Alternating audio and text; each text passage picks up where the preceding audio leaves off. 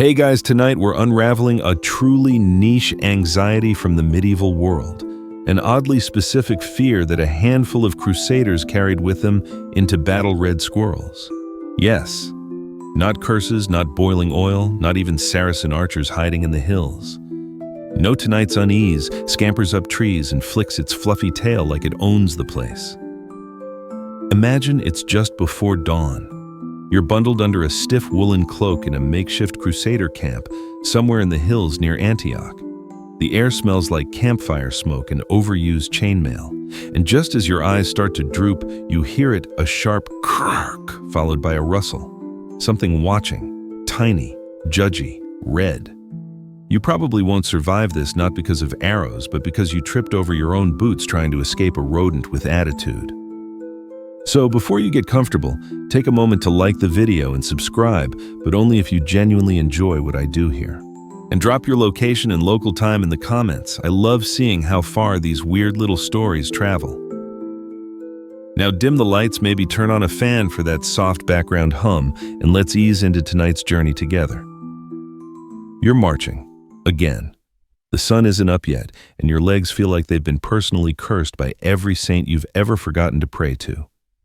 Somewhere ahead, a banner flaps lazily in the morning wind, a faded cross on sun-bleached linen. You're not sure where exactly you are, somewhere between unfamiliar and exhausted. The First Crusade has drawn together men from all over Christendom. Some are seasoned soldiers, some are disillusioned farmers. A few, frankly, just needed a change of scenery and thought liberating Jerusalem sounded less complicated than explaining unpaid taxes. But regardless of motivation, all of you are walking east and your boots are full of sand and regret. And then there's the gossip. You've noticed how some nights, particularly those from the colder regions like the Scandinavian north or the Baltic frontiers, get oddly stiff at the sight of small forest creatures. One particularly fidgety Swede once tried to blame a bad omen on a squirrel's disrespectful posture. Another insisted he saw one whispering to a crow. You're not sure if he was dehydrated or just very, very Swedish. But what's behind this odd fear? Here's where it gets mildly absurd but entirely true in certain regions of medieval Europe. Red squirrels weren't just cute little nut hoarders. They were linked to omens, shapeshifters, and even low-grade demonic mischief. Squirrel sightings particularly, if the creature faced you and stood on its hind legs, were considered portents of deception or betrayal. One Frankish chronicler even recorded a brief account of a nobleman whose entire retinue deserted him after a squirrel ran across his path. That squirrel, it was later explained, had flicked its tail in defiance of God's will. Hard to argue with that logic. Historians still argue whether these beliefs were widespread or confined to folklore-heavy pockets in the north. But what's clear is that for a certain subset of Crusaders, the presence of a red squirrel meant more than just a foraging animal. It meant someone wasn't coming back from battle, and possibly that someone was you. Of course, most commanders tried to tamp down these superstitions. There are recorded cases of sermons delivered specifically to debunk woodland fears. One priest even carried around a squirrel pelt and waved it dramatically during Mass, insisting that this creature holds no power except to look ridiculous. It didn't work.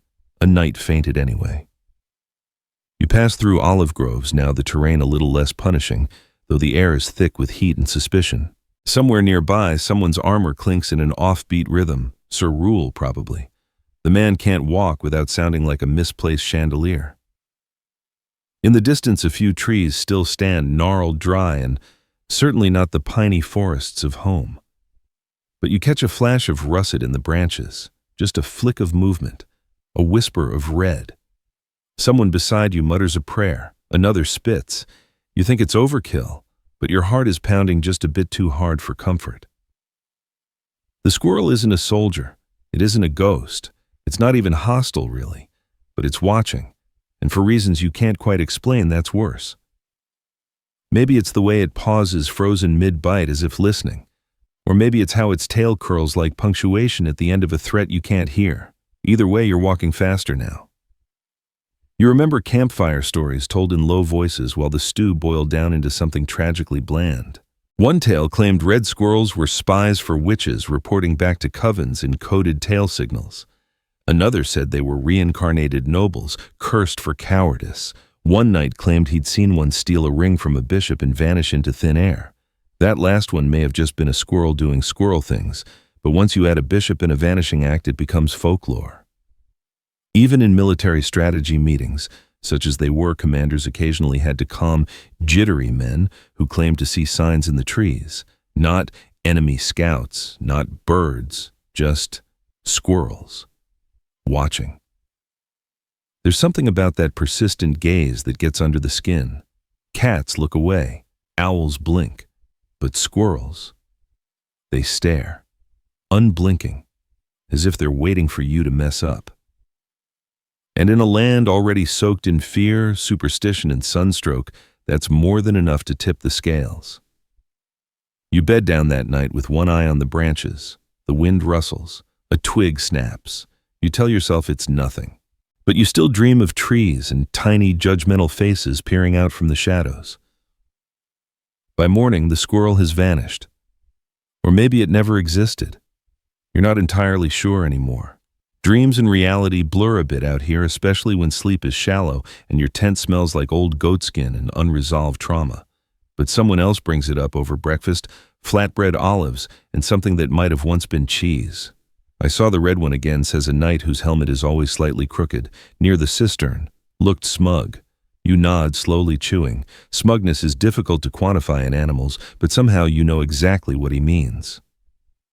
In the light of day, the fear softens into ridicule. You laugh at the idea of squirrels being omens. You joke about them staging a rebellion. One particularly imaginative archer starts sketching a battle scene in the dirt with a stick. Crusaders versus squirrels, complete with nut catapults and tiny helmets. Everyone chuckles. And yet no one goes near the trees alone. Here's where history throws a log on the sleepy fire. Some monastic texts from the late 11th and early 12th centuries describe animals, especially those with unusually colored fur, as divine tests of vigilance. Red squirrels in particular were noted in northern manuscripts as agents of trial. That's not metaphor. That's what they were actually called. One illuminated scroll even depicts a squirrel atop a knight's shoulder whispering into his ear. The caption, Temptatio in forma rustica.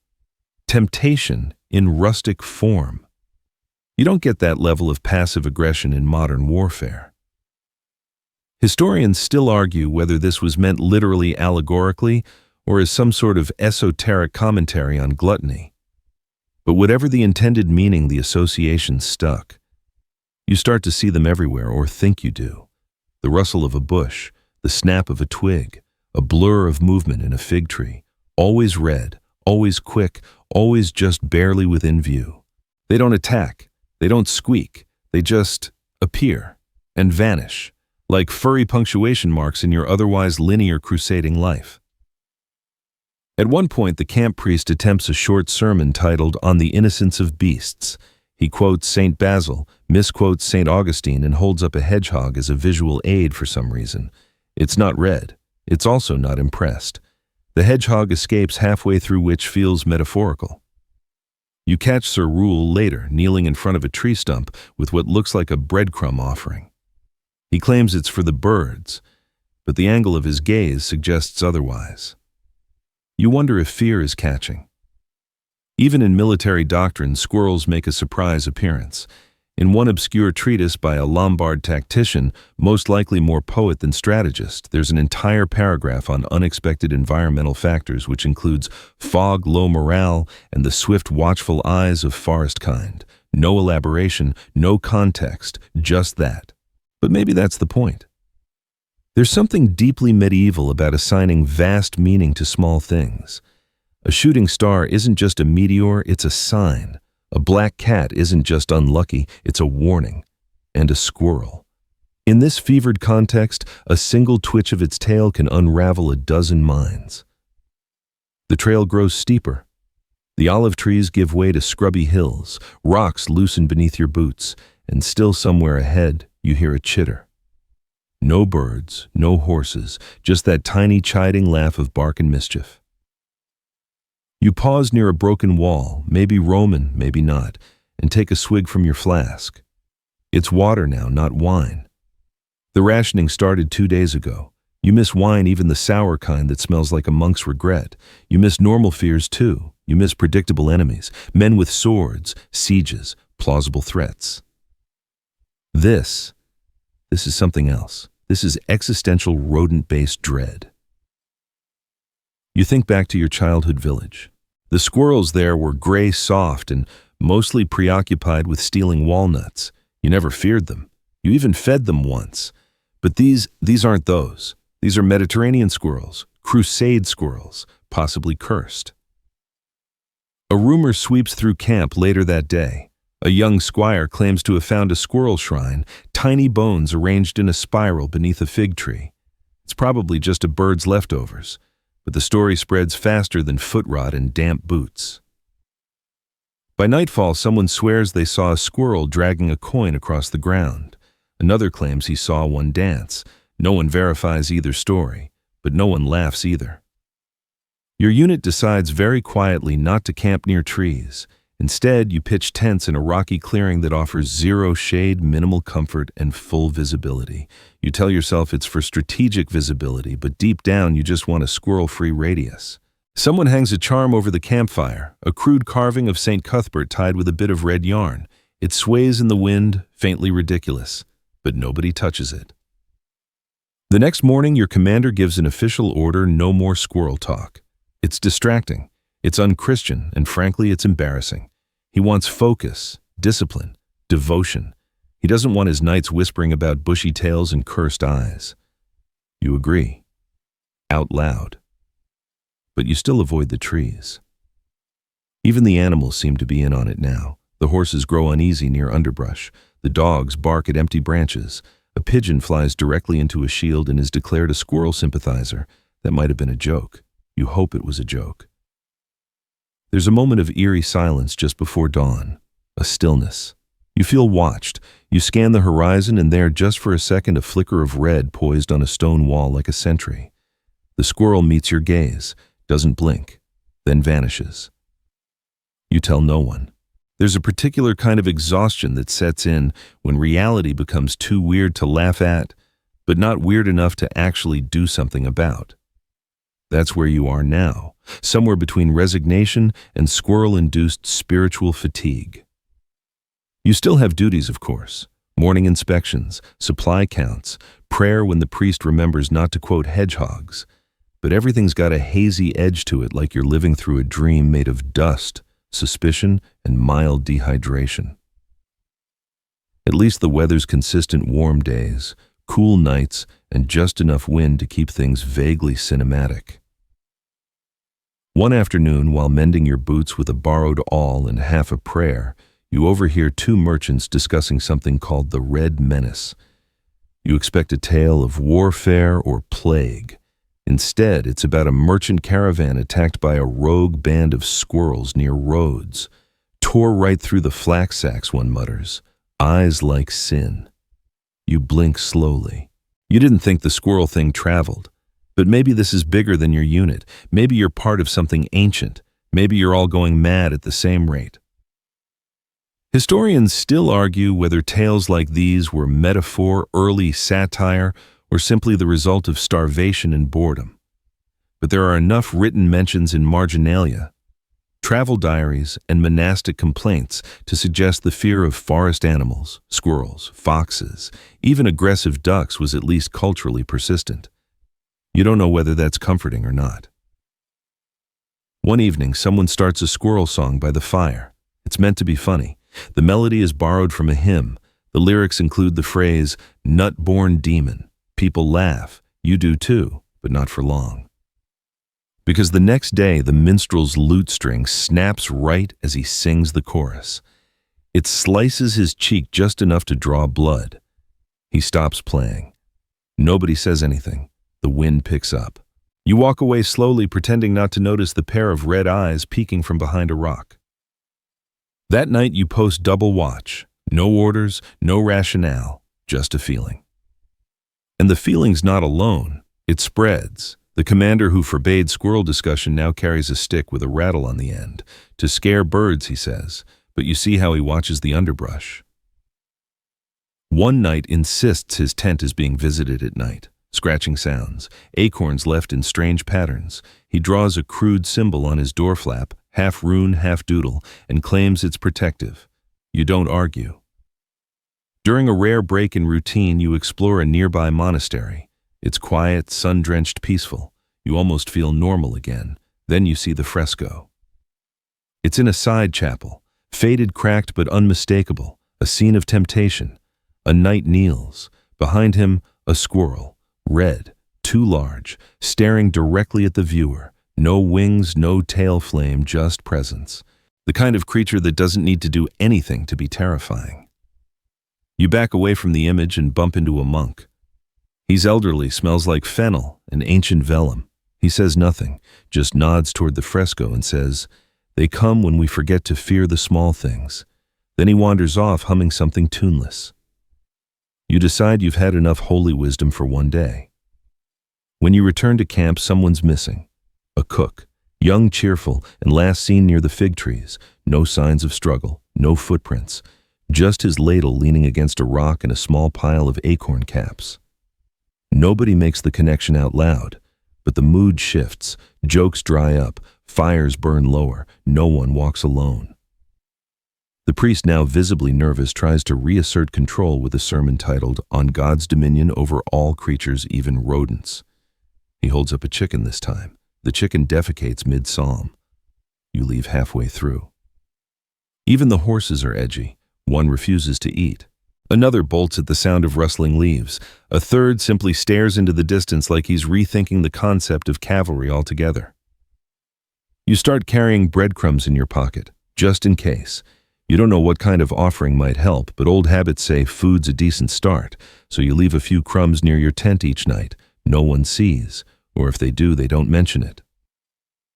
Sir Rule begins carving tiny shields.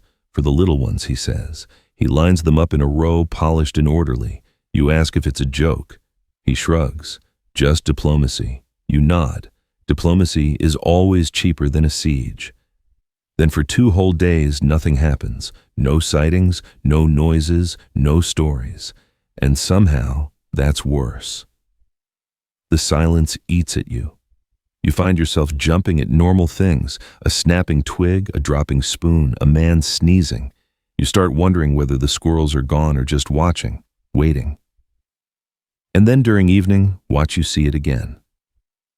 Atop the battlement, bold, unmoving, one red squirrel tail curled like a heraldic banner. It doesn't flee, it doesn't twitch, it simply sits and watches as the sun drops behind the hills. You salute it, instinctively. It blinks slowly, then leaps into the darkness. You don't sleep well. The thing about long campaigns is that people start adapting to nonsense. At first, a red squirrel sitting ominously on the battlements would have caused a small riot. Now it's just another part of the evening routine sunset soup squirrel sighting. Maybe a hymn, if Brother Cedric is feeling brave.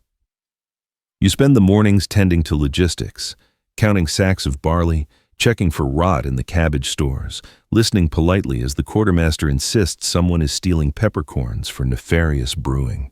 You nod and make a note, but deep down you suspect it's just Sir Rule again. He once tried to flavor his bath with nutmeg. You didn't ask why. One afternoon, you're summoned to the commander's tent. He's quiet, which is already worrying. Then he slides a parchment across the table. It's a letter, short, stiff handwriting, from another outpost 3 days east. They've had similar sightings. Also, one disappearance. Also, mysterious offerings of walnuts left in soldier boots. You read the note twice, then fold it carefully. You both say nothing.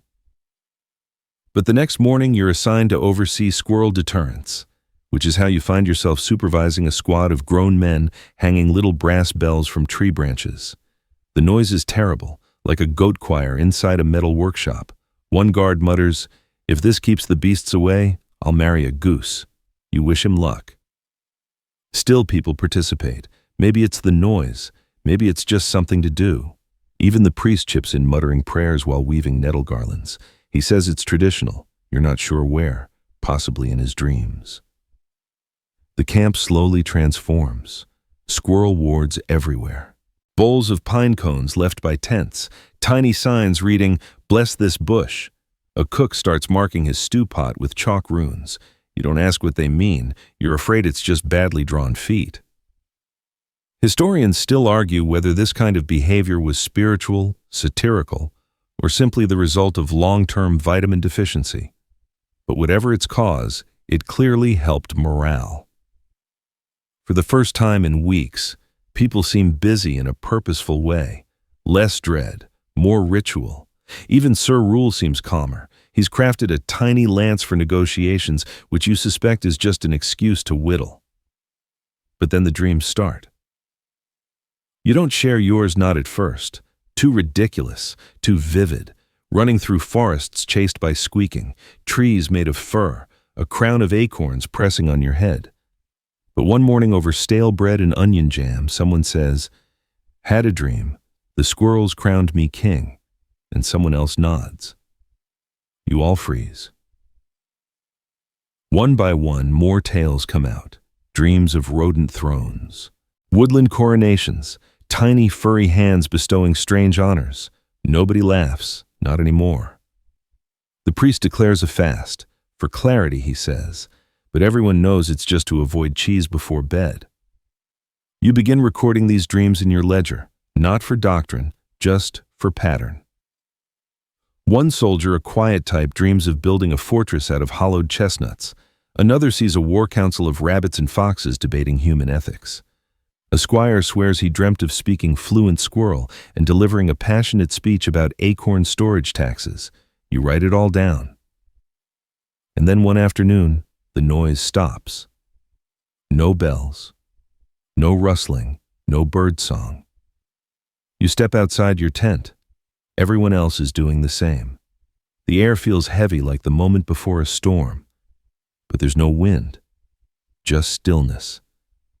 At the center of camp stands a small bundle. Not left there, placed. It's a pile of seeds, arranged in a spiral, topped with a single red feather. Nobody moves for a long time. Eventually, the commander steps forward, nudges it with his boot. Nothing happens. But you all feel it. Something's changed. That night, the camp holds vigil. No one says it's a vigil, but that's what it is. Quiet fires, low voices, a bowl of wine passed around like communion. Someone plays a sad tune on a broken pipe. Sir Rule sharpens his tiny lance and hums along. You sit by the edge of camp watching the moonlight dance across leaves, and there just beyond the clearing you see it. A squirrel. Red, sitting upright, wearing no that can't be right, but yes, definitely a crown. It glints in the moonlight. The squirrel watches you. You raise your hand in a half salute. It doesn't respond, but you feel acknowledged. Then it turns and vanishes into the dark. You don't sleep that night. Not from fear. From something else. Reverence maybe, or indigestion. That evening's stew was suspiciously nutty. The next morning, everything is back to normal. Bells jingle, birds sing. Someone drops a ladle and blames spirit tremors, but no one mentions the crown. Not even you. You simply go back to your duties, walking a little straighter, listening a little closer. Because deep down, part of you wonders, what if this wasn't madness? What if it was an encounter, a message, a test? And more importantly, what if they liked you? The next few weeks pass in what can only be described as a surreal calm. Not peace. Peace implies resolution. This is more like polite coexistence, the kind of ceasefire struck between two neighboring kingdoms who suspect each other of sorcery but are too tired to start something. The bells stay up. The chalk symbols grow more elaborate. The priest now blesses the firewood each morning just in case. You don't even question it anymore. If it keeps morale up and the squirrels appeased, you're all for holy timber. Sir Raoul, ever the enthusiast, has taken to writing squirrel diplomacy handbooks. Volume 1, Gestures and Nut Placement. It's not terrible. You skim a chapter one night and find yourself agreeing with his thesis, one must not underestimate the significance of tail flicks. The dreams taper off. Or maybe people stop sharing them. Either way, the camp settles into a rhythm again. Tasks patrols the occasional bout of mild plague. all normal. But something's shifted. People move with more awareness. They check trees before relieving themselves. They say thank you when they drop food. One man builds a tiny bench beside his tent in case they want to sit. No one mocks him. Then comes the letter. A courier arrives, dusty and rattled. He delivers a sealed scroll and refuses soup, which is how you know he's shaken. The letter is from headquarters, some lord far away who still believes this crusade is going to plan. He wants an update. Specifically, explain morale shift and rumors of vermin cults. You sigh, then laugh, then sigh again. You spend the afternoon drafting a reply. It's factual, respectful, and entirely avoids the word squirrel. You call them local forest phenomena. You cite spiritual resilience. You conclude with, our unit remains unified and alert, thanks in part to unique regional bonding rituals. You seal it. No one questions your phrasing. Later that evening, you sit by the fire, roasting something unidentifiable. The air is thick with summer hum and the scent of slightly burnt onions. A soldier approaches and asks if you believe the squirrels were ever really dangerous. You shrug. Dangerous doesn't feel like the right word anymore. Annoying occasionally, mysterious definitely. Possibly supernatural avatars of tiny judgment, maybe, but not dangerous, not in the traditional way. They were more like reminders of what you're not sure. Humility, insignificance, the importance of watching where you store your almonds. Historians still argue whether medieval folk took animal omens seriously or just enjoyed dramatic metaphors. Some scrolls suggest animals were viewed as divine messengers. Others portray them as convenient scapegoats for bad behavior. Sorry I skipped prayer, Father, but a squirrel stared at me funny. You imagine that didn't always fly. Still here and now in your quiet, squirrel-aware camp, it's hard not to think there's something more to it. The commander seems calmer these days. He's stopped twitching at rustling leaves. The cook whistles while ladling gruel. Even the horses seem to sigh less. Then one twilight, just as you're about to head to bed, you find a tiny object beside your bedroll, a walnut. Perfect, polished, balanced on its end like a coin. You stare at it for a full minute. Then you pick it up, nod respectfully, and place it on a flat rock outside your tent. You don't ask questions. You don't look around. You just say softly, "Good night." And from somewhere in the dark, a twig snaps, maybe a farewell, maybe a warning, maybe just wind. Either way, you sleep well that night. And in the morning, everything is where it should be. Except the walnut. That's gone. Of course it is. So now as the camp fades into quiet and the moon stretches pale fingers across the brush, you let your thoughts drift. The fire has gone to embers. Someone's snoring in the next tent. And off in the distance, an owl calls probably. You feel the weight of your blanket, the worn press of your boots tucked neatly nearby, the scent of wood smoke and warm dust, all the tiny markers of safety. The night has softened everything. Even the edges of your memories of red fur of dreams laced with acorns of half-whispers by the firelight have blurred just enough to feel cozy rather than strange. You imagine the squirrels now tucked into their own little burrows counting their stolen treasures, or maybe writing reports on how well your unit adapted. You smile barely and shift your weight a little deeper into your cot. Somewhere nearby a branch creaks. But you're not worried. You're ready for rest, for silence, for stillness. You've made it through another long, bizarre medieval campaign, not with glory or riches, but with small acts of adaptation, a few new bedtime legends, and the faint sense that maybe you were part of something more peculiar than you'll ever understand. And that's enough. So close your eyes. Let your breath slow. Let the past slip gently into the background.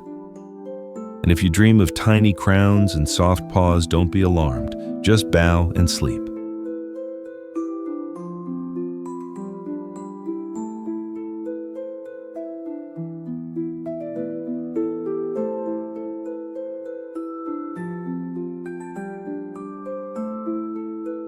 Picture this: a frosty morning in the French countryside. Two knights face each other in a dewy meadow, swords gleaming tension high. and then one of them lets out a mighty achoo. Everyone freezes. The seconds look at each other. The trumpet doesn't blow. The duel is postponed, possibly forever. You probably wouldn't survive this kind of passive-aggressive chivalry, mostly because you'd sneeze just from standing under all that horsehair steel and medieval pollen. But tonight, you don't have to swing a sword or bless anyone's soul. You're here to float gently through a story that is frankly more sniffle than sizzle. So before you get comfortable, take a moment to like the video and subscribe, but only if you genuinely enjoy what I do here. And while you're at it, let me know in the comments where you're listening from and what time it is for you. I love seeing this sleepy little village of ours from around the world. Now dim the lights, maybe turn on a fan for that soft background hum, and let's ease into tonight's journey together. You trudge through an imaginary medieval village square. The cobblestones are uneven. The air is thick with the smell of horse and fresh bread, and somewhere in the distance someone's playing a badly tuned lute.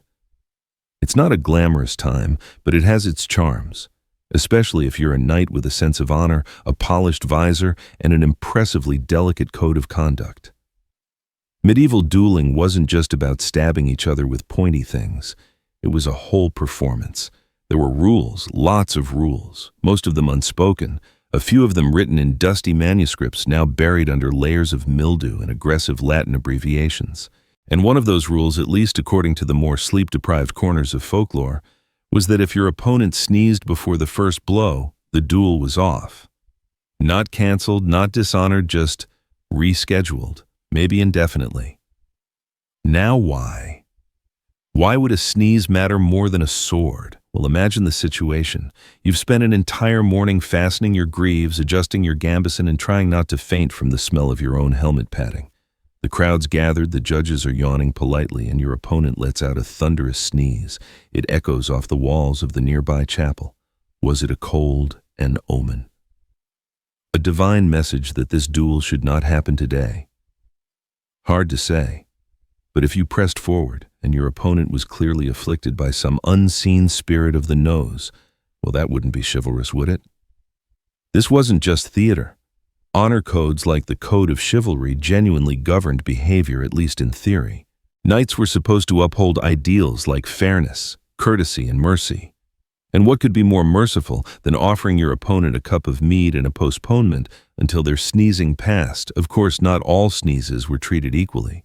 A tiny chew might go ignored, but a full-body visor-rattling sneeze that was practically divine intervention. In some accounts, especially from late medieval French regions' dueling manuals, even hinted that signs of bodily unrest should be respected and interpreted as warning. No one wanted to offend a saint with poor sportsmanship.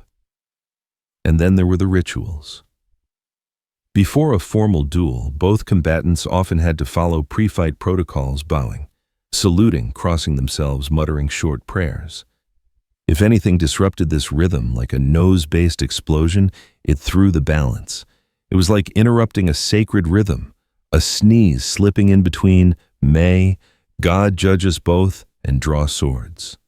That's not just inconvenient. That's cosmically rude. There were practical concerns too. Helmets didn't have tissues built in. If you sneezed inside one, you were basically fighting blind. And if you lifted the visor to wipe your face, well, that's an invitation to be speared. So knights learned to stall. One German knight reportedly spent 20 minutes debating the acceptability of a sneeze before deciding to duel anyway, only to trip over a goat on his way to the field. Not all honor systems are airtight. Historians still argue whether the sneeze duel myth actually happened in real knightly circles, or if it's more of a bardic embellishment, one of those quirky details told at feasts after too much wine and not enough accuracy. But even as a myth, it fits. Medieval life, as structured and brutal as it often was, also had a strange and persistent affection for ritual omen and the absurdly symbolic. And really, if you were raised to believe in sacred relics, divine winds, and saints who bled from statues, would it be so odd to believe that a sneeze could mean something? That it might mean, "Don't fight today," or "Your mother is praying too hard," or "This whole duel was a mistake," There's even a theory floating around among the more romantically inclined medievalists that sneezing was seen as the body's attempt to purge dishonor before combat, as if your very sinuses were shouting, "Try again tomorrow." Of course, this kind of logic could be abused. One particularly clever or cowardly knight in a minor Spanish court was said to fake sneezing fits to delay a duel for nearly 6 weeks. By the end, the challenger gave up and offered him a job as a jester instead. The job came with a chicken and half a loaf of bread a day. Not a bad deal, considering no one got stabbed. But more often than not, sneezing was simply awkward. Imagine the dramatic tension of a duel being interrupted by a congested nobleman muttering, "Sorry, bit of hay fever." It kind of ruins the drama, which might explain why knights preferred to pretend it didn't happen, or if forced agreed to meet again after the pollen had settled. And so you wander further into this oddly specific corner of chivalric custom, where swords glint in the morning sun, tempers are high, and noses are treacherous. The whole thing feels too silly to be real, and yet just plausible enough that you can almost hear the metallic echo of a duel halted mid-swing by a single inconvenient achoo. You shuffle into the shade of a crumbling wooden gallery where squires once fidgeted and fiddled with lances, only half listening to instructions.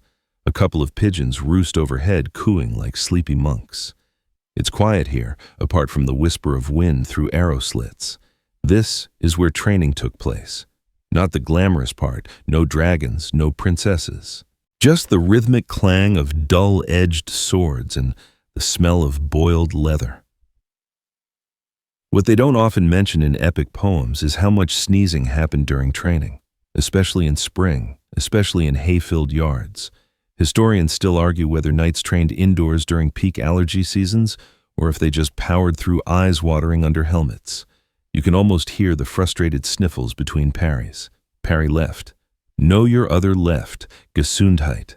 See, the human body doesn't care about honor, it cares about dust, about grass pollen, about whatever mysterious medieval fungus grew behind the tilt yard's fence. So knights, for all their pomp, were frequently betrayed by their noses. Which brings us to something oddly important. Medieval people really paid attention to sneezes. Not just for etiquette or embarrassment, but because they thought sneezing meant something big. In many cultures, a sneeze was a message, a signal, in some cases a warning. People sneezed when they were sick, yes, but also when a spirit passed by, or when you spoke a lie, or depending on which dusty manuscript you consulted when someone was thinking about you fondly, or plotting your doom. In certain parts of the Alps, particularly in the mountain villages of what is now Switzerland and southern Germany, there were even whispered beliefs that sneezing before dawn was a sign of impending danger. Not danger in the general sense, no. Danger specific to that day. Goats would be corralled early, doors shut tighter, and if you were unlucky enough to sneeze during a duel, forget it. The whole affair had a whiff of doom.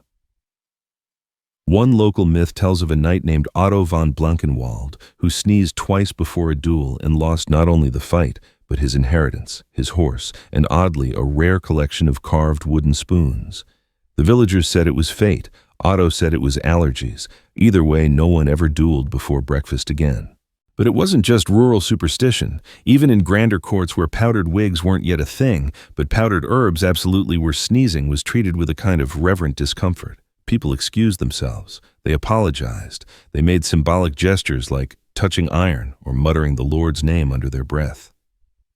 And if a knight sneezed before a duel, well, some codes of conduct actually acknowledged that sort of thing. The 14th century Burgundian chivalric orders, for example, made allowances for bodily disturbance to delay combat, especially if the issue was visible, audible, or deemed an unclean omen. And if the pre-fight sneeze caused hesitation in one knight, both were allowed to reconsider with honor intact. It gets better. There's this one dusty letter from a Flemish noble written in impossibly elaborate script in which he complains about a rival who did sneeze and yet drew sword, thereby breaking the sacred pause. The tone is somewhere between insulted and baffled, as though the sneeze was equivalent to slapping a priest. He later describes the fight as unhallowed and wheezy, which honestly is how most gym class dodgeball feels. Meanwhile, folk remedies for dueling sneezes proliferated in village lore. Some knights reportedly stuffed their nostrils with wool soaked in lavender oil. Others smeared mint under their nose. One especially superstitious baron from Bohemia insisted on wearing a dried frog in a pouch around his neck, claiming it kept the humors in place. Did it work? Unclear, but he was never sneezed on again. Then again, the lines between medical advice and magical thinking were fairly porous in the Middle Ages. You couldn't really separate a runny nose from divine displeasure. Every twitch, every shiver, every unexpected bodily function was a potential omen. And knights, despite their hardened exteriors and pointy weapons, were deeply embedded in this worldview. They believed in signs, in cosmic hints, in the idea that the world, not just the battlefield, was constantly trying to send them messages. A sneeze was rarely just a sneeze. It's worth pausing here to admire how much effort people put into avoiding awkward spiritual faux pas. One popular bit of etiquette advised squires to carry a cloth specifically to offer to their knight in case of pre-duel nasal distress. Imagine the job listing: wanted young man of strong arm, quick foot, and steady hand to manage swords, horses, and emergency sneeze linens. There's even a fragment of a poem written in early Scots dialect that lightly mocks a knight who blew his nose like trumpet sound, then fell upon the frozen ground. It's unclear whether he slipped or fainted, but the rhyme stuck, and schoolchildren were reciting versions of it as late as the 18th century. Now it's possible this whole sneeze duel connection started as a joke, a bard's tall tale, a dry comment gone rogue. But like all good stories, it wormed its way into the cultural haystack. The fact that it's still whispered about in historical footnotes means it struck a chord, probably the sinus. So you sit now by a wooden fence post, splintered with time and picture, a knight noble, poised, glorious being, undone by the most human sound in the world. No clash of swords, no war cry, just a nasal rebellion and a long, awkward silence as everyone tried to figure out what came next. You pass a field where the grass has been flattened into odd patterns. Training grounds maybe, or perhaps the aftermath of an overly enthusiastic joust that ended in a muddy heap of armor and apologies. Somewhere a blackbird sings its off-key melody, and you wonder how many duels were planned only to be called off for reasons too ridiculous to record. But tonight you're dwelling on one reason in particular, the sneeze. Now by this point, you're probably thinking, surely this can't have been widespread. Surely the idea of a single sneeze derailing a blood feud isn't something people genuinely believed in. And yet medieval records and, more intriguingly, medieval silences leave room for the strange. See, not everything was written down in bold, illuminated letters. Much of what we understand about medieval customs comes from court records, sermons, satirical poems, and the slightly bitter diaries of monks who were just done with everything. But the most absurd beliefs, those were often passed along through oral tradition stories told by candlelight behind tavern walls, or muttered between armored men pretending not to be afraid. And there's something curious in the margins of those more serious documents, the things not said. Why did some duels end before they began? Why do so many records say postponed due to unfavorable signs without specifying what those signs were? And why does a 15th century Italian fencing manual include an entire chapter on pre-combat comportment, but skip entirely over what to do if your opponent sneezes directly into their gauntlet? Historians still argue whether these omissions are just gaps in the record or subtle nods to a known but unspoken tradition. You sitting in the flickering torchlight of this imaginary tournament camp suspect it's the latter. After all, silence was its own form of documentation back then. If everyone knew what a sneeze meant, why bother writing it down? There are also regional variations worth noting. In the eastern reaches of the Holy Roman Empire, there are tales of duels postponed because a bird flew overhead or a squirrel crossed the tilt yard.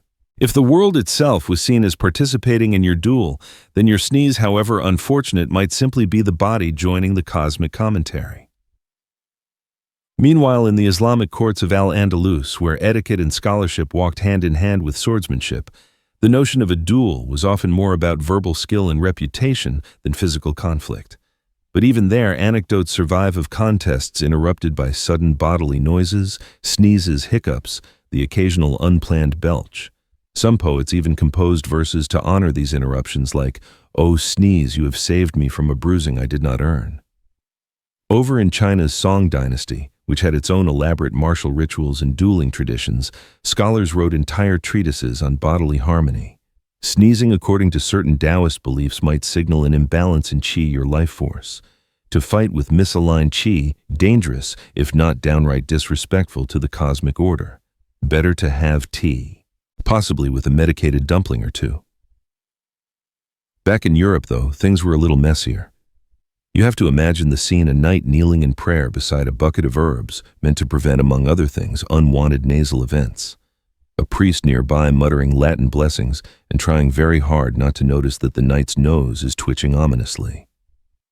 And then there's the bureaucracy. Duels, especially sanctioned ones, required paperwork, witnesses, judges, sometimes even snacks for the audience. So if a sneeze led to a delay, it wasn't just about honor, it was also about logistics. You don't reschedule a duel lightly when someone's already roasted the pigeon pies. One Flemish town reportedly had a policy: any duel delayed due to sacred signs or sudden emissions of the flesh had to be rescheduled within 7 days or declared null. And yes, sneezes fell under emissions. So did coughing, hiccuping, and one memorable case involving a knight who yawned so dramatically that his helmet fell off and hit a noblewoman in the foot. She married him later, by the way. Of course, sneezing could also be strategic. Knights were clever, they understood timing, and if feigning illness or omen got you out of a duel you weren't prepared for, well, who's to say that's not a kind of victory? One 14th century mercenary supposedly traveled with a pouch of crushed pepper to induce sneezes on demand. His duels rare, his reputation immaculate. The church, ever eager to interpret things on God's behalf, occasionally weighed in too. A few monks argued that sneezing was a sign of divine resistance to bloodshed, that it meant one or both combatants were not spiritually ready. Others insisted it was simply the devil trying to delay justice. Either way, it made priests deeply uncomfortable, especially when the sneeze landed mid-sermon. In one particularly well-preserved manuscript from a Cistercian abbey, a marginal note scrawled by a bored scribe reads, "And then Sir Caldus did sneeze with such force his opponent fell back in fright. A sign, mayhap. A wind, certainly. You can almost see it, 2 knights, one sniffling the other, stepping back nervously, muttering about omens while trying not to admit he's just scared of catching something. The crowd shifts. The trumpeter lowers his horn. The goat tied to the judge's bench bleats softly as if to say, 'Another one, really?' So yes, you begin to understand. In a world where divine messages were found in bird flights, spilled ink, or a strange dream about cabbage, why not a sneeze? You stretch your legs under a rough woolen blanket. The imaginary grass under you is scratchy. A breeze passes through the camp carrying the smell of roasted barley and wet horses. Somewhere someone sneezes. No one moves. The duel will have to wait. You sit by the dying campfire, now your hands warmed by the last wisps of flame, curling off half-charred twigs. The shadows around you feel softer, like velvet pulled gently across a stage where nothing dramatic is allowed to happen. Not tonight, not with the topic at hand. Because as it turns out, sneezing wasn't merely an unfortunate inconvenience for knights, it was also a marker of something bigger, stranger, and wonderfully unnecessary. You lean back looking toward the stars and imagine the code makers, the men who wrote down how a knight should behave, how to tie his belt, how to wear his spurs, how to stand before his lord without looking like a confused duck. Those same code makers, oddly enough, had nothing to say about sneezing. No formal guidance, no chapter titled Conduct in the Event of Nasal Disturbance, just silence, which is frankly suspicious. So naturally people filled in the blanks. Among the lesser-known knightly orders like the Order of the Pine Moth or the gloriously named Knights of St. Mildred's possibly reluctant lance, traditions around dueling became hyper-specific. Some included rules like no combat on Thursdays or helmets must be blessed with onion water. One order in southern France supposedly refused to fight anyone wearing yellow because it was the color of betrayal and overcooked egg yolks, both equally serious offenses. In these spaces, sneezing slipped in as one of those unspoken customs, an interruption, a signal, a polite way to cancel violence without admitting fear, laziness, or the inconvenient truth that you left your best sword at your aunt's cottage. You know, the one with the cat who keeps eating wax. And let's not underestimate the theatricality of the medieval worldview. Every action was loaded with symbolism. A sneeze wasn't just a sneeze, it was a sign from the heavens, a breach in bodily equilibrium, or possibly a message from Saint Kevin that now was not the time to get stabbed in the clavicle. Some castles even had their own interpretations. At Castle Greswick, for example, a sneeze before combat meant the gods wanted a coin toss. At Dunlocky Tower, it meant the duel had to be rescheduled for after lunch, preferably with cheese. And over in the marshy hold of Haversfen, the legend went that anyone who sneezed before a duel would be visited by the 3 watery sister spirits who arrived uninvited and usually left with your goat, or worse, your spoon. You consider for a moment how much time must have been spent making up these rules, how many hours in drafty chambers or smoky great halls surrounded by scrolls and pewter mugs just thinking about what a sneeze might mean, and how many arguments it must have caused. I say it's a bad omen. Well, I say it's hay fever and Gregory should duel anyway. Historians still argue whether the sneeze rule was more social defense than spiritual belief. Some think it was a kind of loophole, an excuse used by the cautious, the superstitious, or the mildly congested. Others think it was just a joke that stuck, like a prank played on a squire that spiraled into regional policy. You know how things go. One sneeze, one missed duel, and suddenly half the duchy's rewriting its calendar. But perhaps the most telling examples come not from the highborn, but from the quietly observant, the scribes, the tavern keepers, the servants tasked with scrubbing blood off flags that never actually saw combat. It's in their scattered accounts that you catch glimpses of whispered traditions. A note in a herbalist's ledger that reads, "No customers after duels unless there was a sneeze." Then they come for tea, or the kitchen record from a knightly estate that tracks extra stew prepared for postponed engagements.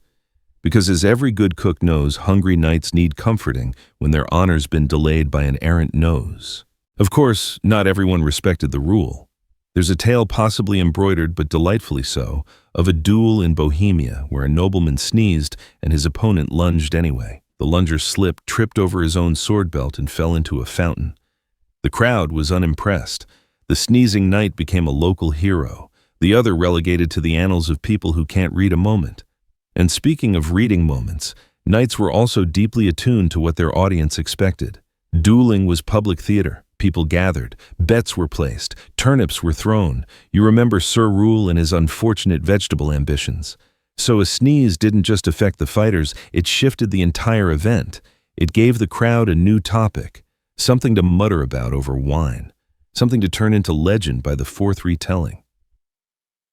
Now you shift your weight feeling the imaginary straw mattress beneath you, scratchy, lumpy, and full of stories. And you think about how dueling rituals were always a little absurd.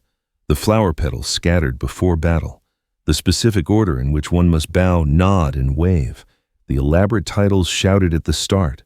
Sir Benedict the Unyielding of Mulberry Hill, defender of geese, conqueror of mild disagreements. In that theatrical space, a sneeze wasn't just bad timing. It was drama. Drama with just enough plausible belief to make everyone nod solemnly and pretend they weren't grateful for the reprieve. And yet the practice gradually faded. By the 17th century, duels became more formal, more legally fraught, more likely to involve pistols and powdered wigs than sneezes and ceremonial cheese. The old rules, the silly ones, the ones with goats and chanting and pre-fight wine tastings, they slipped away, buried under layers of reform and disapproval. But if you squint, they're still there. In the margins, in the jokes told by history professors after their third cup of tea. In the quiet way, reenactors will sometimes cough before a mock duel and raise a single eyebrow. So you lie back now under a sky freckled with faint stars. The air smells faintly of wood smoke and elderflower. Somewhere nearby, a bard sings the world's slowest ballad about a sneeze that saved a village. It doesn't rhyme, but no one cares. You yawn softly. Almost sneeze, but not quite. The duel can wait. The sky begins to shift from deep indigo to the faintest suggestion of pale blue, though in truth it could still be night, or very early morning, that medieval in-between time where nothing moves except chimney smoke and the occasional curious goat. You rise slowly, bones creaking like old drawbridges, and wander toward the imaginary edge of a grassy field where long ago a duel didn't happen because someone sneezed. The grass is wet with dew, and the earth smells like damp wool and forgotten rules. By now you've started to piece together a quiet truth. The sneeze rule wasn't really about the sneeze. It was about discomfort, about doubt, about those slivers of human hesitation that slip through the cracks in nightly bravado. Because for all the shining armor and trumpet fanfare, medieval life had no shortage of excuses to not want to fight before breakfast. And so you return to the question everyone tiptoes around. Did knights truly refuse to duel someone who sneezed first? Or did that idea evolve slowly, shaped by 1,000 little choices? Some whispered, some exaggerated, some entirely fabricated during long winters in drafty towers. Historians still argue whether this was ever formalized. Some claim there are scattered footnotes in dusty dueling manuals half-translated and moth-eaten. Others insist it was purely oral tradition kept alive in poems, jokes, and stories that no scribe ever thought worthy of ink. And then there are those who say it's all metaphor sneeze, as a symbol of disruption of divine intervention, or simply of poorly timed pepper. But regardless of its origin, the myth endures, perhaps because it feels just true enough, because deep down you understand the power of superstition. You've seen people avoid cracks in the pavement, hold their breath past cemeteries, and knock on wood even when it's particle board. In that light, refusing to fight after a sneeze doesn't feel absurd, it feels oddly respectful. A nod to chance, a brief handshake with the unknown. And medieval folks were surrounded by the unknown. The weather could betray you, crops could vanish, your best tunic might catch fire during a particularly enthusiastic tavern jig, so why not let the sneeze speak? There's even a mildly famous account from the court of King Olav IV of Norway, where two noblemen squared off in the Great Hall for a highly anticipated duel, only for one to sneeze mid-boast. The duel was called off, the crowd disappointed, and the sneezing knight forever known as Sir Hark the Merciful. His family leaned into it. They embroidered tiny noses on their banners. There was a song. You can still hum it if you know the tune. And then there's the account of Lady Briska, a fierce combatant from the borderlands of Hungary. She was known to test her opponents by sprinkling dried lavender on her gloves before duels. If they sneezed, she'd smile, bow deeply, and declare the match void. Her reasoning: if your nose is that delicate, your resolve probably is too. She never lost a fight, or a bet. These little stories, even if embellished, carry something comforting. They remind you that knights weren't just sword-swinging machines. They were deeply human, prone to sniffles, subject to seasonal allergies, afraid sometimes of bad omens, of public embarrassment, of the ridiculous ways fate might intervene. And so over time, the sneeze rule morphed from superstition into performance art, part of the ritual, a wrinkle in the rhythm. Maybe it happened once, maybe 100 times, but it became a thing people whispered about in castles and taverns, a loophole, a legend, a strangely gentle form of self-preservation wrapped in faux nobility. Now you walk once more through the imagined castle grounds where nothing is happening, and that is precisely the point. A servant carries a tray of tepid soup. A scribe is asleep with his head in a pile of scrolls. Two guards are playing dice with carved radishes. And in the middle of the courtyard, the jester practices fake sneezes in case he ever needs to intervene diplomatically. You pass the chapel. Someone's lit a candle for the health of all nasal passages. It flickers solemnly, like a very tiny fire of great nasal importance. And finally you return to the dueling field, empty again, undisturbed, because someone once sneezed and no one had the heart to swing a sword after that. The myth, ridiculous though it may be, reminds you of something real, that even in a world obsessed with glory, with honor, with the endless need to prove oneself in battle, people still found ways to say no. Even if that no sounded like "Achu" when down 300 words. The air cools the birds, still silent, the last of the stars clinging to the corners of a pale horizon. And now the rhythm slows. Your breathing softens. Your thoughts, once chasing nights and sneezes and peppery duels, begin to unravel gently like a dropped ball of wool. You lie still, warmed by blankets, or perhaps just imagination, and picture the field where no duel happened. Grass untrampled, swords unswung, a quiet breeze rustling through distant banners, not in triumph or in grief, but in peace. There's comfort in that kind of almost history, the kind where nothing happened, where plans were made and politely abandoned, where honor bowed to a sneeze and no one minded. You're not thinking about timelines now, or scholarly debates, or whether that lavender trick ever actually worked. You're thinking about how wonderfully boring the Middle Ages could be, how full of empty spaces of small routines of rituals built just to avoid doing anything rash. And in those quiet moments, the fire crackling, the stew simmering, the night saying, maybe tomorrow you find rest. Not because the world made sense, but because it didn't, and people coped anyway, with stories, with rules, with exaggerated politeness in the face of violence. So let yourself drift now. The field is safe, the duel is off. The air smells faintly of hay and whatever spice Knights used for courage. You don't need it tonight. You've already survived the most dangerous challenge of all, listening to 6.5 centuries of nasal diplomacy without sneezing once. Sleep well, and if you do sneeze in your dreams, someone somewhere just called off a duel for you.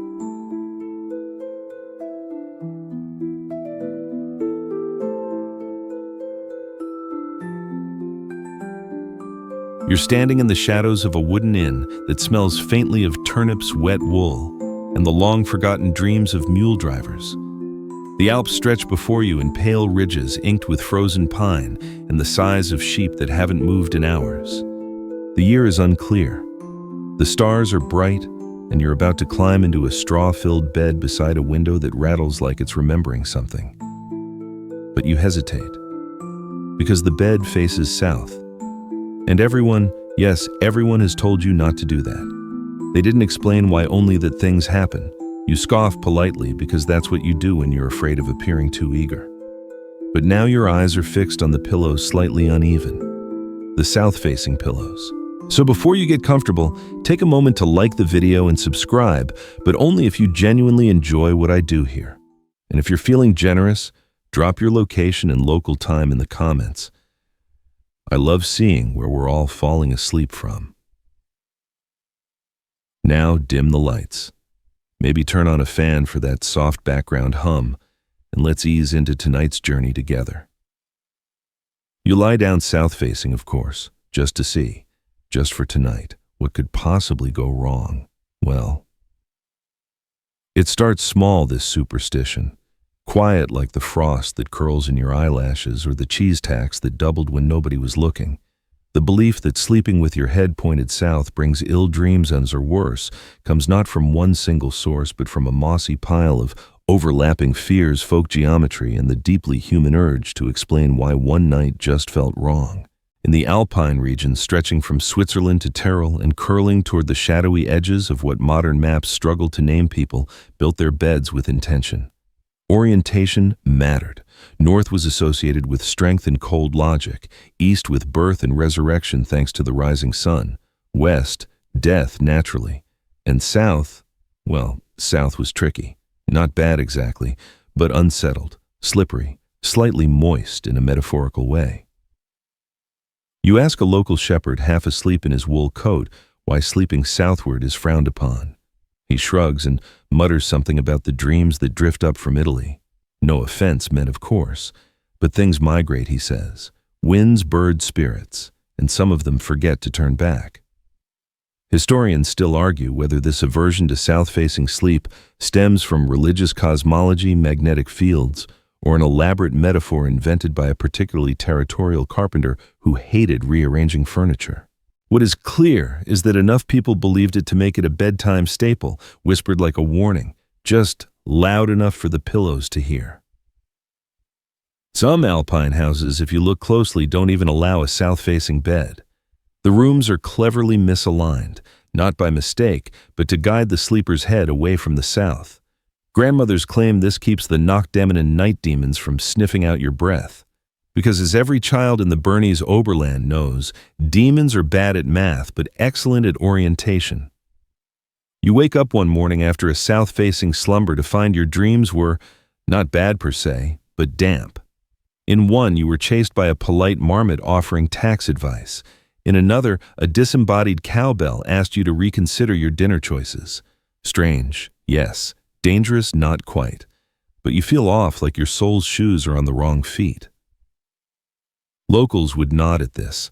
They'd gesture to the mountains and mutter, "It's the pull." And you'd think they meant gravity, but no, they mean dream pull. The idea that certain directions carry spiritual traffic. Eastbound dreams are hopeful, westbound ones are heavy, and the south. The south lets in the meandering ones, the confused, unmoored visions that ask strange questions and leave your tongue tasting faintly of parsnips. In one 14th century Alpine manuscript, now mostly mildew and good intentions, there's a scribbled warning in the margin. Face south and you forget your name by morning. Scholars believe this was a metaphor for mental fog, or perhaps just a monk's complaint after a strong mug of barley wine and a confusing nap. Still, the stories grow. In one village, a baker's son reportedly began speaking fluent Latin after a week of south-facing sleep. He was 4 years old. In another, a visiting priest refused to enter an inn when he saw the beds pointed the wrong way, claiming the devil himself was fond of southern drafts. And in one slightly embroidered tale, a cowherder woke up to find every spoon in his kitchen turned upside down except one, the one pointing south. Did it mean anything? Probably not. But try sleeping peacefully with that image on your mind. You, of course, remain rational, mostly. You try sleeping north the next night just to test the theory. Your dreams are boring. A long procession of hats, you wake up smug and underwhelmed. But the following evening the bed is full, so you're placed back in the south-facing room, again and again. And on the third night the dreams return, gentle, strange, but oddly compelling. You're counting pine cones barefoot in the snow, and a whisper behind you says, "The count is wrong." You wake up oddly refreshed, which frankly is suspicious in itself. So you ask again why the superstition, and you're told the air is different when it flows from the south. It brings memories, whispers, the scent of fig leaves and old wine and promises never quite fulfilled. People say it stirs the blood too gently, that it encourages romantic dreams with unpredictable conclusions, that the mind loosens a bit, nothing dramatic, just enough to confuse your feet in the morning. One old legend tells of a woman who slept south for 7 nights and dreamed the future. Not her own, but her goat's. It became a minor saint later, canonized for chewing in the shape of sacred runes. This, of course, is considered apocryphal by most modern theologians. And yet no one dares build a crib facing south, just in case the baby starts speaking in riddles. The fear isn't dramatic. It's not about demons or death. It's about disorientation, subtle shifts, forgetting where your dreams end and the window begins, waking up and not quite recognizing your own socks, that kind of thing. Still harmless, still absurd, but charmingly persistent. Like all good superstitions, it survives not because it makes sense, but because enough people nod solemnly when it's mentioned. You stare at your own bed again. Slightly crooked now, the pillow sinks a bit more on the left, the window is open a crack, just wide enough maybe for something soft and wandering to slip in. You pull the covers a bit tighter, turn slightly toward the wall, and whisper, without knowing why, "Only one night." The morning light arrives with the reluctance of a donkey asked to climb a hill in January. It scrapes across the frost-streaked windowpane like a butter knife on stale bread. You blink into it, wondering vaguely if your teeth have always felt this sideways. You sit up slowly, half expecting a pigeon to have left a message on your chest overnight. None has. But you do notice that your shoes are facing the wrong way. Not wrong exactly, just slightly rotated. 30 degrees off. You correct them naturally. But the thought lingers. Downstairs breakfast is soft and beige. a kind of porridge made from oats, possibly turnip, and a strong suspicion of goose. The innkeeper asks how you slept. You say fine, but your voice cracks halfway through the lie. He nods knowingly and slides over a wooden spoon carved with runes that might just be kitchen tally marks. You face south, he says almost kindly. You chew. The spoon tastes like prophecy. As the day unfolds, you begin asking questions, quietly because you're not here to offend anyone's bedroom geometry.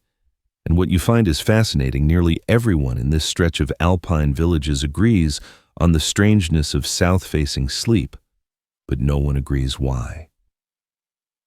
Some claim the wind brings in dreams from the Mediterranean, warm, wandering, scented with olives and too many unfulfilled epics. Others blame ancient Roman roads, asserting they still hum under the snow at night, confusing the minds of those who sleep aligned with them. One elderly beekeeper tells you in a hushed voice that bees will never fly due south, at least not voluntarily. He says they feel the pull and try to resist it. You don't ask what happens if they don't. A local priest, too tired to be diplomatic, shrugs and says it's probably all pre-Christian nonsense, leftover fragments of mountain paganism twisted through centuries of sheep-based storytelling and mild head trauma.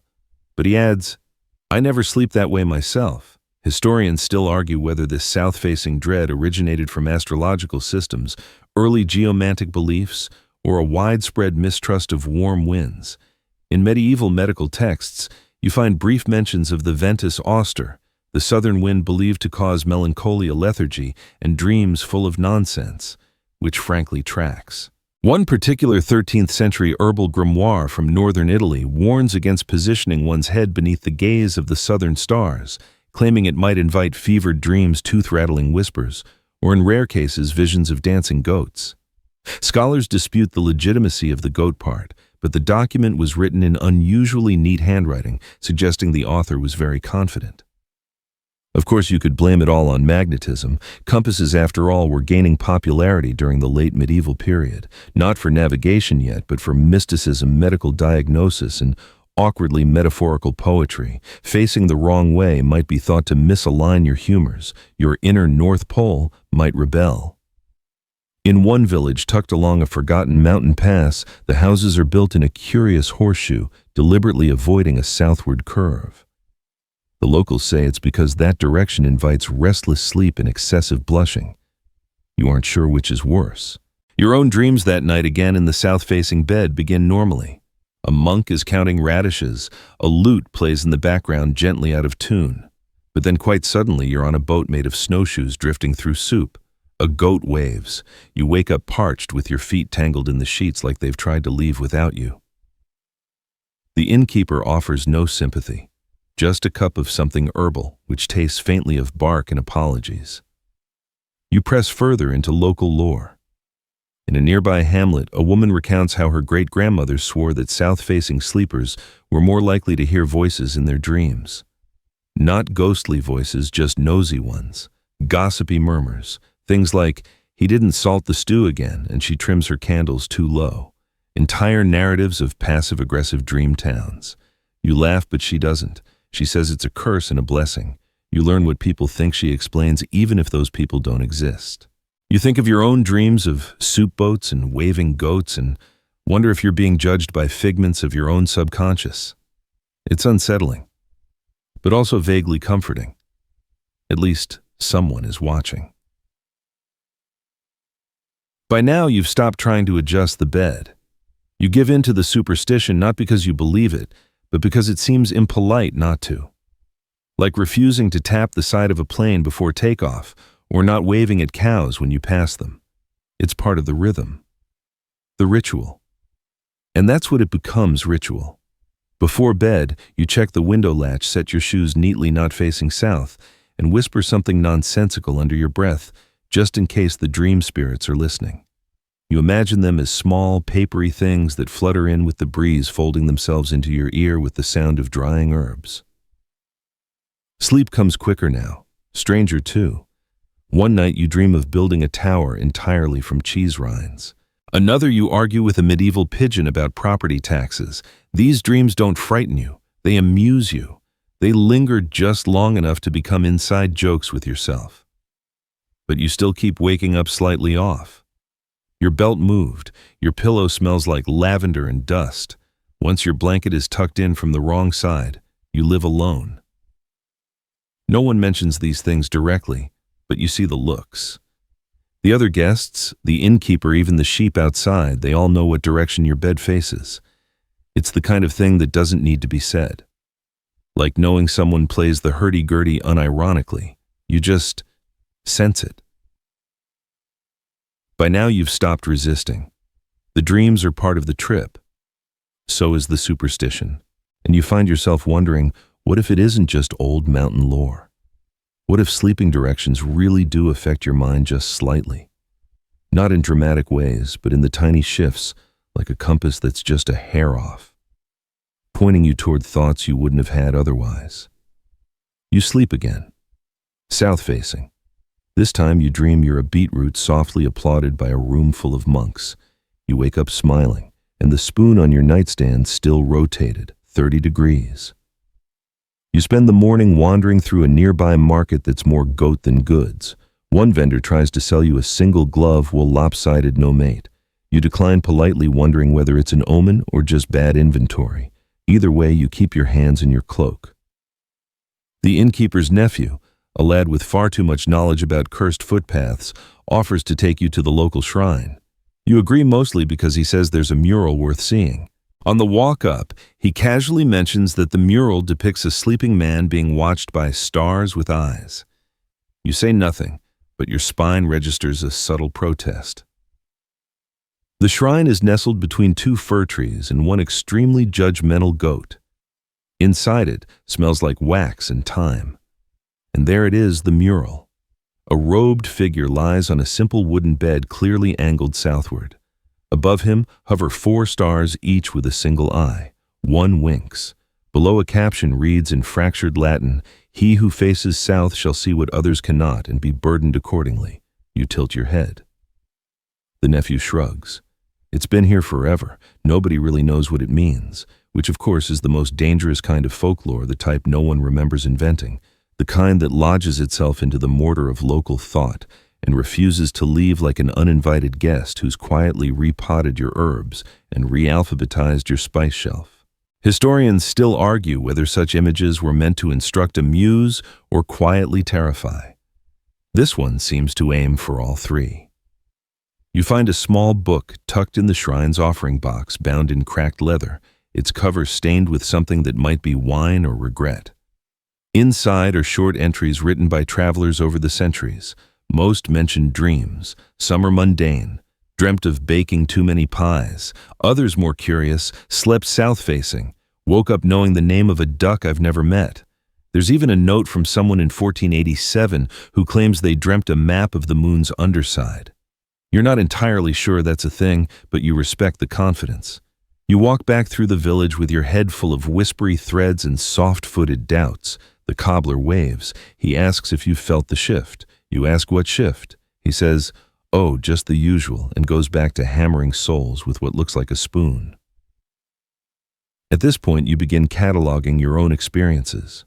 You start to wonder whether the oddity lies not in the direction, but in the attention. That maybe it's the awareness of sleeping southward that tweaks your dreams. You're watching yourself sleep, an Ouroboros of bedtime suspicion. You speak with a healer who sells mulled moss for balance of temperament. She tells you that the spirit world favors the east, tolerates the north, ignores the west, and actively messes with the south. When you ask why, she just smiles and says, "Because that's where the tricksters nap." You nod solemnly. It feels like the kind of statement that sounds wise regardless of its truth. That night you switch your bed around. Not to face north or east or even west, but diagonally, catty-cornered like a lazy compass needle. It feels rebellious, bold even, like putting jam on cheese. The dreams still come, but they're fuzzy. One involves you mending chainmail with a spoon, another trading riddles with a talking onion. You wake up tangled in your blanket feeling oddly productive. Over breakfast, you mention this new orientation. The innkeeper chokes slightly on his barley tea and says, That's worse, actually. When pressed, he explains that diagonal beds invite indecision. You'll dream of things that almost happen. Entire lives lived sideways. You take your tea outside. A shepherd passing through mentions an old tale from further up the mountain where people believed sleeping southward meant your soul would drift a little too far during the night and might come back wearing the wrong shoes. Not different shoes, just slightly wrong ones, the kind that feel fine until halfway through the day when you realize your left foot has been quietly judging you for hours. The pattern continues. The stories, the warnings, the tiny absurdities that somehow hold weight. You hear of a bishop who insisted his entire monastery sleep facing northeast for moral clarity. One monk refused and reportedly spent the next 5 years convinced he was two people. Of course, that monk also once tried to baptize a chicken, so the jury remains out. You collect these stories like smooth pebbles in a pouch, not heavy enough to weigh you down, but too strange to throw away. Some feel like metaphors, others like subtle truths wrapped in superstition. All of them paint a picture of a world deeply invested in the little directions, the slant of a bed, the placement of a spoon, the tilt of a hat. It makes sense in a way. When the big things plague weather, sheep uprisings are out of your control. The small things become rituals, anchors. Even if they don't work, they feel like they might. And that's sometimes all you need to sleep soundly. Or not, depending on which way your feet are pointing. You wake up with straw in your sleeve. Not much, just enough to raise questions. The bed hasn't moved, but the pillow feels slightly squarer than it did last night, and you're nearly certain the window latch has been refastened from the outside. You consider mentioning it to the innkeeper, but he's already deep in conversation with a merchant selling single socks for philosophical reasons. So instead, you visit the apothecary. She greets you with a nod and offers something called sleep salve, which appears to be a paste made of lavender-crushed pear skins and what she calls whisper bark. You ask what that is. She says, only grows on trees that listen more than they speak. You nod, accept the jar, and say nothing further. It smells faintly of bedtime secrets. As you sniff the salve, she asks if you're the one sleeping southward. When you confirm, she chuckles and starts slicing a parsnip very slowly. Have they come yet, she asks. You blink. She continues. The watchers. Little ones, faces like candle stubs. Sometimes they hum. You ask if she's serious. Only in winter, she replies, and only if you snore. You leave with the salve and a deep suspicion that she just made up an entire species of bedtime goblins. But again, you don't want to be rude. You also find yourself glancing under the bed before your nap, just in case a candle-faced creature is trying to hum in harmony. At this point, the village has warmed to your presence, or maybe cooled. It's hard to tell because everyone remains politely cryptic. They nod a little longer when you pass, offer you second helpings of barley stew, and occasionally leave carved bits of wood near your door, usually in the shape of triangles. The blacksmith finally explains, triangles deflect direction, keeps the bed from committing too hard to any axis. You want to argue that this sounds like superstitions stacked on architectural confusion, but you're too charmed by his sincerity. He gives you a lopsided triangle made from walnut and tells you to sleep with it under your pillow. You do. The dream involves a castle built entirely of spoons. You are mayor. You are very tired. It's at this point you start keeping a small notebook. Not for dreams, they're still too slippery, but for positioning. Each night you shift the bed slightly, south-southwest, south by southeast, due south, but one pillow rotated 90 degrees. You're treating sleep like cartography now, measuring your nights in degrees and diagonals. And the results? Unclear. Some nights you dream nothing. Other nights vivid tableaus, a duel between two snails over soup rights, a monastery where the bells ring in Morse code, a goat in spectacles who critiques your handwriting. You begin waking up not with dread but with anticipation, a kind of sleepy curiosity. You mention this to a traveling scholar who is immediately intrigued. He scribbles notes on a parchment scrap already covered in sketches of questionable dragons. There's precedent, he says, adjusting his overly dramatic cloak. In the 14th century, a French physician proposed that sleep directions influence digestion and memory recall.